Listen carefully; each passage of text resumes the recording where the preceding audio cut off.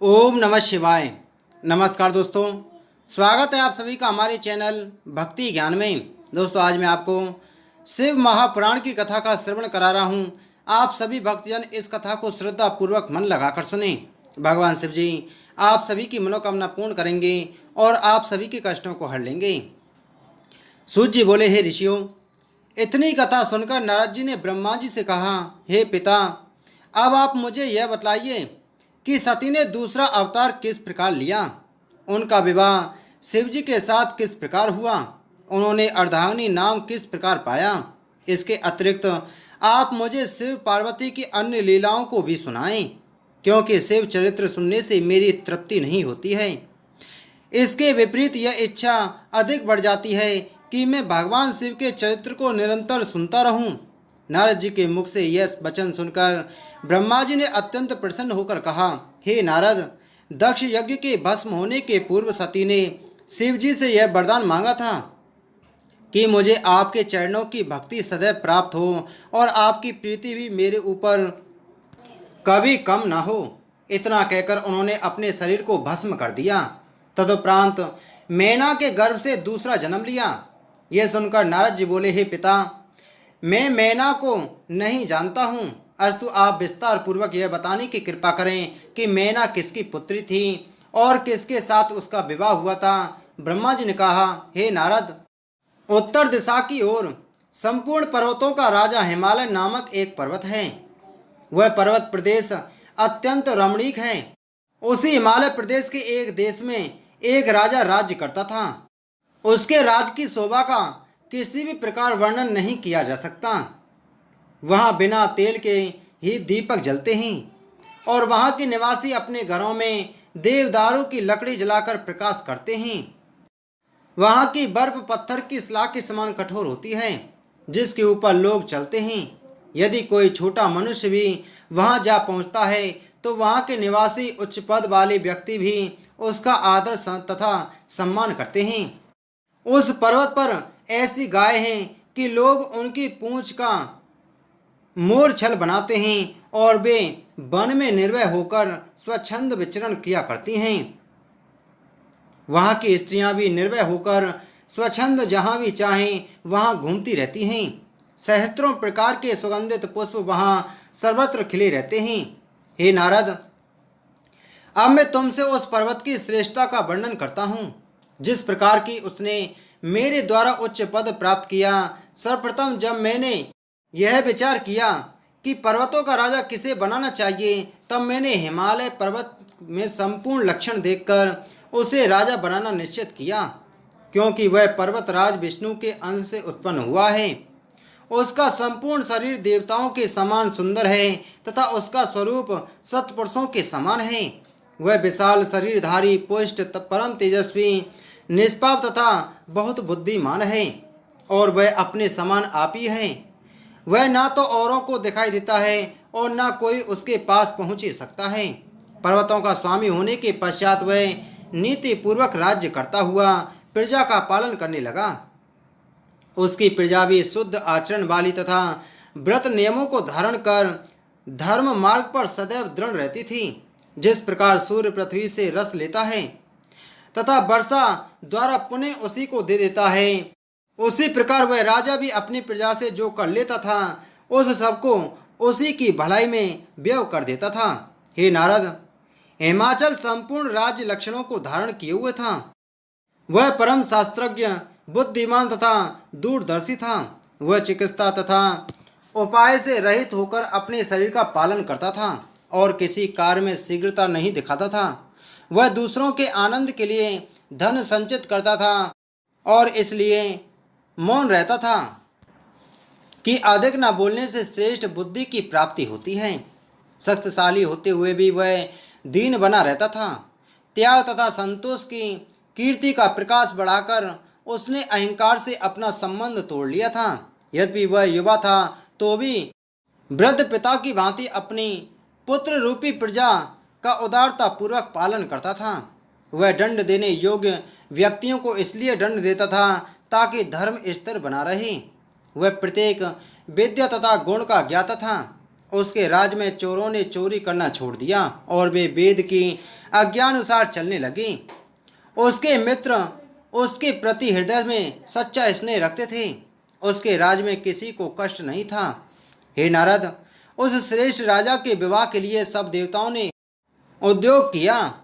उन्होंने अपने मनोरथ की पूर्ति के हेतु पितरों से कहा कि आप अपनी बड़ी पुत्री, जिसका नाम मैना है, का विवाह हिमाचल के साथ कर दीजिए। ऐसा करने से देवताओं के अनेक कार्य सिद्ध होंगे तथा सब लोगों के दुख दूर हो जाएंगे। अपनी पुत्रियों के शाप का स्मरण कर पितरों ने देवताओं की यह बात स्वीकार कर ली तथा एक शुभ लग्न में मैना का विवाह हिमाचल के साथ कर दिया। विवाह में आनंद मंगल की जो जो रीतियाँ होती हैं, वे सब यथाविधि संपन्न हुई। उस विवाह को देखकर मुझे विष्णु जी को तथा देवताओं को यह समझकर विशेष प्रसन्नता हो रही थी कि इसके घर में जो पुत्री उत्पन्न होगी वह भगवान सदाशिव को ब्याही जाएगी। अस्तु, विवाह हो जाने के उपरांत हिमाचल मैना को साथ ले अपने घर को लौट गए। सूत जी बोले, हे शौनक आदि ऋषियों, इतनी कथा सुनने के पश्चात नारद जी ने ब्रह्मा जी से इस प्रकार कहा, हे पिता, यह वृतांत सुनकर मेरे मन में एक संदेह उत्पन्न हुआ है, अतः आप उसका निवारण कर दें। आप मुझे यह बताने की कृपा करें कि मैना की कितनी बहनें और थीं, क्योंकि आप अभी तक ये बता चुके हैं कि मैना अपनी बहनों में सबसे बड़ी थी। आप यह भी बताइए कि उन बहनों को किसने शाप दिया था। यह सुनकर ब्रह्मा जी बोले, हे नारद, मेरे पुत्र दक्ष प्रजापति ने सर्वप्रथम बहुत से पुत्र उत्पन्न किए, परंतु उनके द्वारा दक्ष को आनंद लाभ न हुआ, क्योंकि वे मुक्ति पाकर परम पद को जा पहुँचे। तब यह देखकर दक्ष प्रजापति ने 7 कन्याएं उत्पन्न की और उनका विवाह चंद्रमा आदि के साथ कर दिया। यह वृतांत पहले भी सुना चुका हूँ। दक्ष की उन पुत्रियों में एक लड़की का नाम स्वदा था। उसका विवाह पितरों के साथ हुआ। स्वदा के घर से 3 कन्याओं ने जन्म लिया। उनमें से सबसे बड़ी का नाम मैना, मझली का नाम धन्या तथा छोटी का नाम कलावती था। हे नारद, प्रातःकाल के समय जो मनुष्य इनका नाम लेता है उसके संपूर्ण मनोरथ पूरे हो जाते हैं। इनके शुद्ध चरित्र को सुनने से आनंद की प्राप्ति होती है, क्योंकि तीनों लोकों में सम्मान प्राप्त करने वाली ये इसी योग्य हैं। एक दिन की बात है कि ये तीनों कन्याएं श्वेत द्वीप में जाकर क्षीर समुद्र के निकट भगवान विष्णु के समीप जा पहुंचीं और वहां विष्णु जी के दर्शन करने के उपरांत उनकी स्तुति करके उनकी आज्ञा से वहीं एक स्थान पर बैठ गईं। कुछ देर पश्चात मेरे पुत्र सनक आदि भी वहां पहुंचे। उन्होंने दूर से ही भगवान विष्णु को प्रणाम किया। सनकादिक को आते देखकर वहां उपस्थित सभी लोग उठकर खड़े हो गए तथा सम्मान पूर्वक उन्हें प्रणाम करने लगे। परंतु हे नारद, वे तीनों कन्याएं अपने स्थान पर ज्यों की त्यों बैठी रहीं। उन्होंने ना तो सनकादिक को प्रणाम किया और ना उनका सम्मान ही किया। हे नारद, दूसरों को दोष भले ही दे दिया जाए, परंतु सत्य बात तो यह है कि शिव जी की जो इच्छा होती है वही होता है। भगवान सदाशिव की आज्ञा को ही भाग्य अथवा कर्म कहते हैं। अस्तु, उन तीनों कन्याओं की ठिठाई को देखकर सनत कुमार को बहुत क्रोध आ गया। यद्यपि वे लोग बुद्धिमान, अहंकार रहित तथा परमहंस हैं, परंतु उस समय शिव जी की माया में पड़कर वे अपने ज्ञान को भुला बैठे। भला तीनों लोकों में ऐसा कौन है जो शिव जी की माया तथा इच्छा पर विजय प्राप्त कर सके। अस्तु, सनत कुमार ने उनको संबोधित करके कहा, अरे तुम तीनों बहनें परम मूर्ख हो। तुम वेद के आशय को नहीं समझ पाई हो और तुमने यह बात नहीं जानी है कि ब्राह्मण समस्त प्राणियों द्वारा पूजा जाने योग्य है। तुमने अहंकार के वशीभूत हो मनुष्यों के समान अपने मार्ग को त्याग दिया है और हमारा बहुत निरादर किया है। अतः हम तुम्हें यह शाप देते हैं कि तुम देवभूमि स्वर्ग को त्याग कर मनुष्यों के देश में जाकर रहो। हे नारद, इस शाप को सुनकर वे तीनों आश्चर्यचकित रह गईं और संत कुमार की प्रार्थना करती हुई बोली, हे मुनि, हमसे यह बड़ा भारी अपराध हुआ जो आपका सम्मान नहीं किया। वास्तव में यह अपराध हमसे मनुष्य के समान ही बन पड़ा है। उसका फल भी हम प्राप्त कर चुकी हैं, परंतु अब हम आपसे यह प्रार्थना करती हैं कि आप हमें यह वरदान दें कि जिस समय हमारा पाप नष्ट हो जाए तब हम फिर इसी स्वरूप को प्राप्त कर लें। इनके इन विनीत वचनों को सुनकर सनत कुमार अत्यंत प्रसन्न हुए और बोले, हे कन्याओं, तुम्हारी प्रार्थना सुनकर हमारे मन का क्षोभ दूर हो गया है। अस्तु, हम प्रसन्न होकर तुम्हें यह वर देते हैं कि तुम में जो बड़ी कन्या है वह विष्णु के अंश से उत्पन्न पर्वतराज हिमाचल की पत्नी होगी और उसके गर्भ से जो लड़की उत्पन्न होगी वह शिवरानी होकर अपने कुटुंब के लोगों का सब पाप नष्ट कर देगी। मजली कन्या का नाम विवाह त्रेता युग में राजा जनक के साथ होगा। उसके गर्भ से सीता का जन्म होगा जो भगवान रामचंद्र के साथ ब्याही जाएगी। तीसरी बहन का विवाह द्वापर युग में वैश्यवर्ण वृषभानु के साथ होगा। उसकी पुत्री राधा भगवान श्री कृष्ण की प्रेयसी होंगी। इस प्रकार तुम तीनों ही पुनः अपनी गति को प्राप्त होकर स्वर्ग में आ पहुँचेंगी। इतना कहकर सनकादिक वहाँ से चले गए। तब वे तीनों कन्याएं भी अपने पिता के घर लौट आईं। इतनी कथा को सुनकर नारद जी ने पूछा, हे पिता, इसके बाद क्या हुआ वह आप मुझसे कहिए। ब्रह्मा जी बोले, हे पुत्र, अब मैं आगे का वह वृतांत भी कहता हूँ जिसे सुनकर भगवान सदाशिव के चरणों में भक्ति उत्पन्न होती है। ब्रह्मा जी ने कहा, हे नारद, जब हिमाचल विवाह करके अपने घर लौटे उस समय उनके राज्य में बहुत आनंद मनाया गया। ब्राह्मणों की सेवा करके उन्हें दान दक्षिणा देकर बहुत प्रसन्न किया गया। तदुपरांत देवता तथा ऋषि मुनि आदि अपने मनोरथों की पूर्ति के लिए हिमाचल के समीप पहुँचे। हिमाचल ने सबका स्वागत सत्कार करते हुए कहा, आज मेरा अहोभाग्य है जो आप सबने यहाँ पधार कर मेरे घर को पवित्र किया है। अब आप मुझे अपना सेवक जानकर कोई आज्ञा दीजिए। हिमाचल के इन विनम्र वचनों को सुनकर देवताओं ने अत्यंत प्रसन्न होकर कहा, हे हिमाचल, हम लोग तुम्हारे पास इसलिए आए हैं कि तुम्हारे द्वारा देवताओं के कार्य की सिद्धि होगी।